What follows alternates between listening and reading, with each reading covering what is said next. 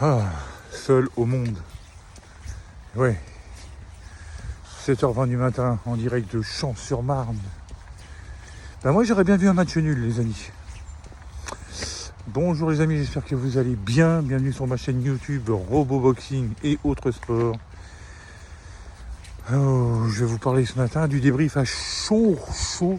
Enfin un petit peu, c'est pas si plus long que ça. J'ai revu le combat entre Arthur Beterbiev et Dimitri Bivol. Vainqueur sur décision majoritaire de Arthur Beterbiev. Alors, oui, c'est pas un vol. C'est pas un hold-up, non, c'est mérité. Enfin, c'est mérité.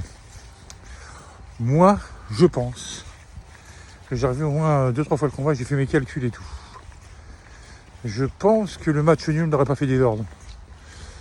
Je pense que chacun va dû repartir avec ses ceintures. Mais je pense aussi qu'il ne faut pas en rester là et j'espère que sur le contrat, il y a eu une revanche qui est signée parce que je pense que si revanche, Bivol fera les ajustements et Bivol gagnera. Alors, j'ai mis ce commentaire-là, un match nul. Je voyais match nul parce que je pense que chacun a eu son moment fort dans le combat. Et je l'avais mis sur le débrief de Box Attitude de Jean-Charles que je salue. Je pense. Alors, oui, après... Non, c'est pas un hold-up. Non, du tout. On a assisté à un combat comme tout le monde attendait.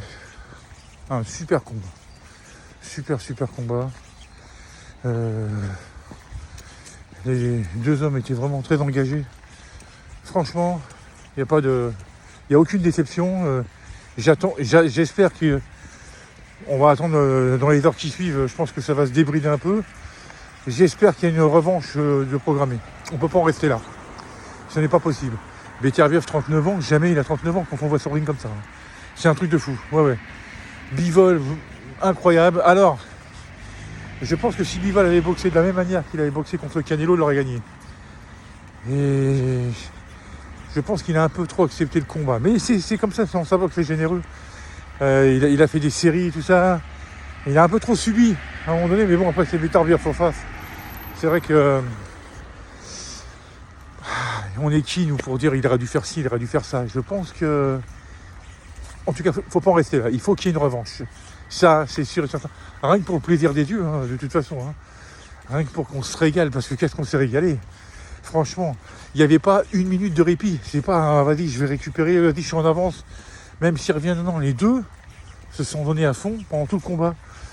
Et bon, après, c'est une histoire de pointage, d'avis, de qui voit qui gagner, tout ça. Moi, personnellement, tellement le combat était beau, j'avais envie que les deux gardent leur ceinture. Ça m'a fait chier pour Bivol de le voir donner ses deux ceintures à Beterbiev.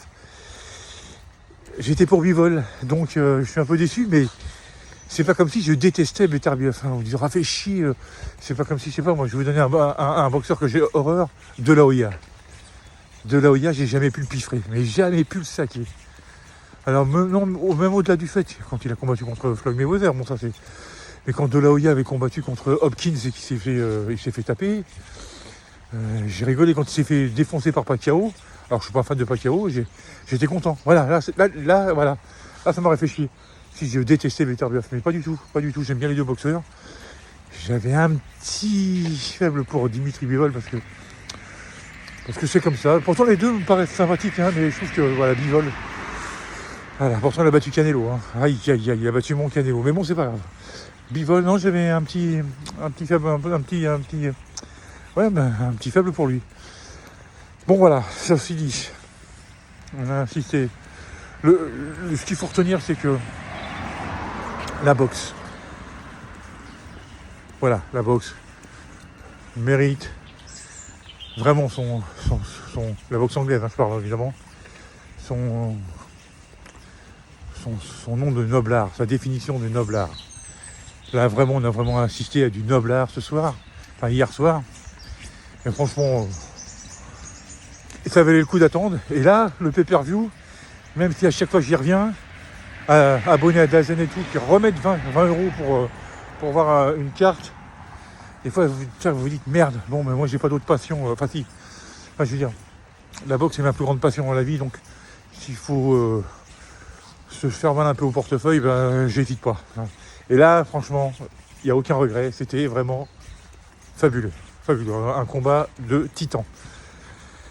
Mais j'estime que le match nul n'aurait pas fait désordre. Voilà. Moi, j'avais envie que les deux gardent leur ceinture. C'est comme ça. Vu le combat qu'on a eu, hein. Si ça avait été trop décousu, j'aurais fait bon, attendez les gars. Mais encore une fois, je vous dis, c'est pas un hold-up. Si on avait filé la victoire à Bivol, moi, j'aurais pas trouvé que c'était un hold-up non plus.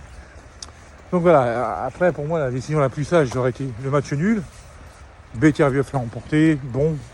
Pourtant c'est vrai que des fois quand à un moment donné dans le combat, regardez la carte des pointages donnait Bivol devant. Alors certains diront, comme Jean-Charles disait, mais jamais de la vie.